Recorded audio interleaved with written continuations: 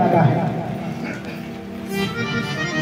गुरु का आशीर्वाद अगर जिसके सर पे हो ना, उसका कल्याण हो जाता है और गुरु आशीर्वाद से जीवन सफल हो जाता है। माँ पार्वती कहने लगी, स्वामी एक बात तो बताइए, क्या कोई ऐसा भी है कि किसी संत के घर कोई राक्षस पैदा हो जाए, या कोई राक्षस के घर कोई संत पैदा हो जाए? तो मेरे भोले बाबा ने प्रेम से कहा, हे देवी, आपने देखा नहीं, रावण के परिवार में विभीषण पैदा हुए थे, लेकिन रावण भी बहुत प्रकांड विद्वान थे। इस सृष्टि पर उनके बड़ा विद्वान कोई आज तक हुआ नहीं है, इतने बड़े विद्वान थे। माता पार्वती ने भोले बाबा से एक बार जिद कर दी कि मैं पृथ्वी लोक वाले लोगों की तरह मकान बनाना चाहती हूँ। भोले बाबा ने कहा, हम बैरागी आदमी मकान का क्या करेंगे, लेकिन जिद में आके बना दिया। कथा आगे आएगी, ये बना दिया तो रावण को बुलाया हवन करने के लिए गृह प्रवेश के समय, और कह दिया, महाराज दक्षिणा क्या दे दूं? देखो, आपके घर कोई ब्राह्मण आते हैं ना, दक्षिणा की नहीं पूछो, क्या दे दो,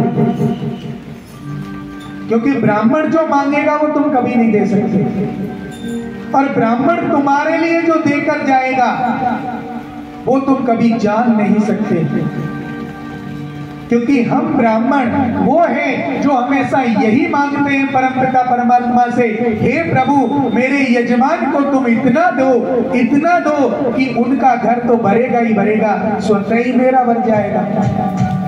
भाई, जब आपके पास पैसा होगा तभी तो हमारे पास आएगा, और आपके पास खाने को नहीं है तो पंडित को कौन बुलाएगा? लेकिन ब्राह्मण अगर आपके घर आया है तो उसको कभी दुखी मत करना।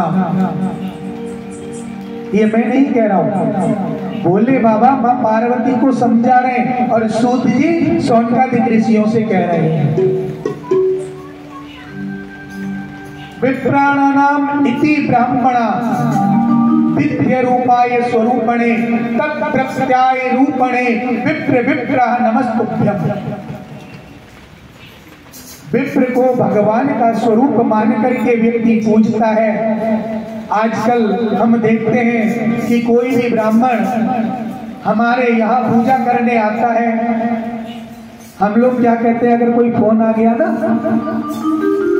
तो सीधा बोलते हैं, भाई 2 मिनट रुक जा, पंडित को निपटा के आ रहा हूं।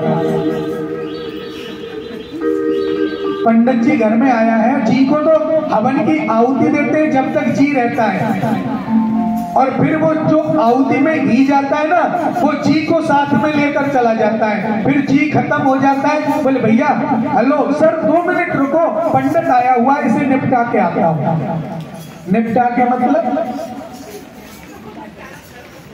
गलत बात है। प्रेम से आपने ब्राह्मण को घर में बुलाया है तो प्रेम से उसे विदा कीजिए, सम्मान के साथ विदा कीजिए। और अगर ब्राह्मण का मन, देखो ब्राह्मण की 3 चीज अगर प्रसन्न हो जाए ना, हंस लेना भले ही। एक तो ब्राह्मण का पेट, अगर ये प्रसन्न हो गया, मजबूत अच्छे से पकवान बना के आपने भोजन करा दिए, वो प्रसन्न हो गया, आपको बहुत सारे आशीर्वाद देंगे। एक ब्राह्मण का मन और एक दक्षिणा, तीन ही तो चीजें। इन तीनों चीजों पर जब ब्राह्मण आपके घर आया है तो उसका मकसद है, उसको क्या चाहिए, लेकिन उससे पूछना मत कि महाराज कितना दे दूं। जो आपकी श्रद्धा हो उसे आप स्वीकार दीजिए। आप शादी करते हैं, विवाह करते हैं, शादी विवाह में मैं देखता हूँ डीजे बाजे वाले आते हैं लाखों रुपए में, फोटोग्राफर आ गया 5 लाख 6 लाख, फोटोग्राफर जो हाथों को कभी ऐसे कराएगा कभी ऐसे कराएगा। और जो नाचने वाले आते हैं ना, वो भी बहुत पैसा लेते हैं, और उसका तो पता ही नहीं। कितना चला जाता है। और जब पंडित जी का नंबर आ गया तो दे दो 1100। अरे पंडित जी के समय में तो आपके पर्स खाली हो गए। जिसने सात्विक कार्य कराया, पांडिक ग्रहण संस्कार में आपको बांधा, उसी के समय पर आपने बोल दिया दे दो। अगर पंडित जी ने बोल दिया नहीं महाराज कम है, 1100 कम है, तो पता है क्या कहेंगे, पंडित जी मांग रहा, ऐसी बात ना। बोलते पंडित जी बोलते, उनके भी बच्चे।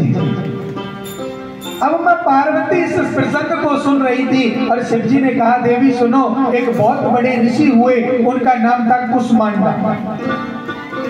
बहुत बड़े ऋषि,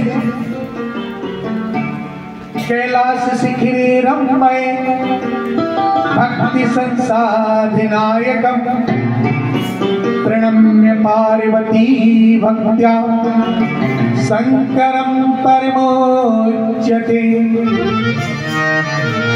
मम रूपासि देवी त्वं त्वद्विद्यर्थं वदाम्यहम् लोकोपकारिका प्रश्नो न केनापि कृतः पुरा। बोले बाबा कैलाश पर्वत पर बैठकर के मां पार्वती को कथा सुना रहे हैं कि ये कुसुमांडक नाम के ऋषि थे, बहुत ही अच्छे वेद पाठी, भगवान के दर्शन कई बार कर चुके। लेकिन उन ऋषियों के घर में एक पुत्र पैदा हुआ और उस पुत्र का नाम था मंडप। अब जैसा पिता विद्वान, ज्ञानी, तपस्वी, उससे बिल्कुल विपरीत था मंडप। गलत संगति में पड़ गया, छोटी छोटी चोरियां करने लगा। उनकी मां कहने लगी बेटा ये चोरी करना पाप है, चोरी मत किया करो, कोई भी ऐसा कार्य मत करो जिससे सामने वाले को दुख हो, चोरी करना महापाप है। लेकिन कहते हैं ना, दो प्रकार की संगति होती है, एक कुसंगति और एक सत्संगति। कुसंगति तो वो होती है जो मंडप ने ग्रहण की, जिसमें सारे दुर्व्यवहार थे, ब्राह्मणों की निंदा करना, वेद की निंदा करना, पुराणों की निंदा करना, मन आए उससे लड़ झगड़ देना, मन आए ऐसे अभद्र व्यवहार करना, चोरी करना।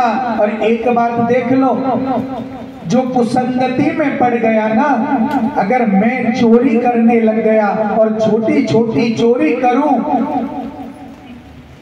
एक दिन मन में संतुष्टि नहीं होगी, मन में तो आएगा बड़ी चोरी करनी चाहिए। तो उनके दो मित्र थे, एक था नापित और दूसरा था पटहारा, मंडप के। और तीनों चोरों ने एक गढ़ बनाया कि आज किसी अच्छे घर में जाकर के चोरी करनी चाहिए।